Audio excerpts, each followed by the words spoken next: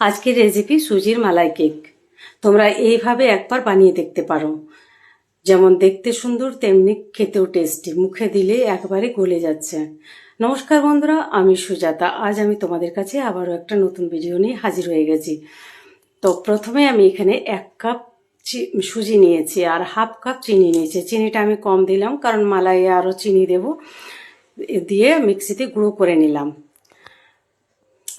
এরপর আমি এর মধ্যে হাফ কাপ ময়দা দেব।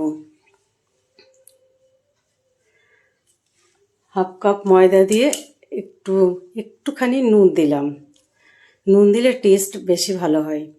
এরপর আমি 1 কাপের মতো দুধ নিয়েছি। দুধ নিয়ে আমি একটু করে দুধটা দিয়ে আমি মেখে নিচ্ছি। মেখে নেওয়ার পর আমি 2 টেবিল চামচ তেল দিয়েছি। কনসিস্টেন্সিটা দেখো কীরকম হয়েছে। এরপর আমি 2 টেবিল চামচ তেল দিয়ে দিচ্ছি। তেল দিয়ে আমি ভালো করে মেখে নিচ্ছি। মেখে নিয়ে আমি 15 মিনিটের জন্য ঢাকা দিয়ে রেখে দিলাম রেস্টের জন্য। 15 মিনিট পরে আমি এখানে হাফ চামচ বেকিং পাউডার দিয়েছি, তার হাফ আমি বেকিং সোডা দিয়েছি। দেওয়ার পর একটুখানি দুধ দিয়ে ফার্মেন্টেশনের জন্য একটু দুধ দিয়ে মেখে নিলাম আরেকবার। আজকে আমি জলের ভাপে কেকটা বানাচ্ছি। তোমরা চাইলে এমনি সাধারণভাবে যেভাবে কেক বানায় সেইভাবেও কিন্তু বানিয়ে নিতে পারো। তো জলের ভাপে আমি একবার ট্রাই করলাম আজকে।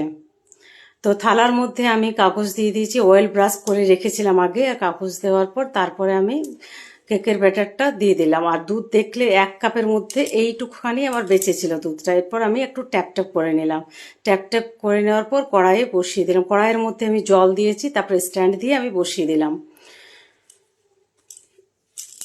আমার 35 থেকে 40 মিনিট সময় লেগেছিল। আমি একেবারে লো ফ্লেমে করেছি কেকটা। আমার কেকটা এখানে আমার হয়ে গেছে। এরপর আমি মালাইটা করে নিচ্ছি। এখানে আমি হাফ লিটারের মতো ফুল মিল্ক ক্রিম দুধটা দিয়েছি, আর আমি 2 টেবিল চামচ একটু গুঁড়ো দুধ দিয়ে দিলাম। গুঁড়ো দুধ দিলে টেস্ট খুব ভালো হয়। এটা দেখো আমি কেকটা কীরকম হয়েছে, কত স্পঞ্জি হয়েছে।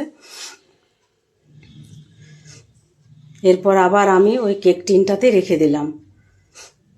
এরপর আমি একটু ছোটো ছোটো পিস করে, তোমরা পিস নাও করতে পারো, পরেও করতে পারো।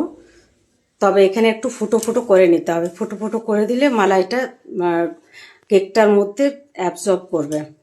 এরপর দেখো মালাইটার মধ্যে একটু আমি ড্রাই ফ্রুটস দিয়ে দিলাম, আর 3 টেবিল চামচের মতো আমি চিনি দিয়েছি এখানে।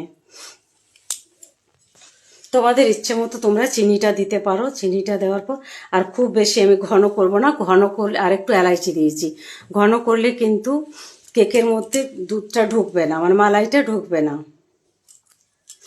এরপর আমি কেকটার মধ্যে ঢেলে দিলাম দুধটা।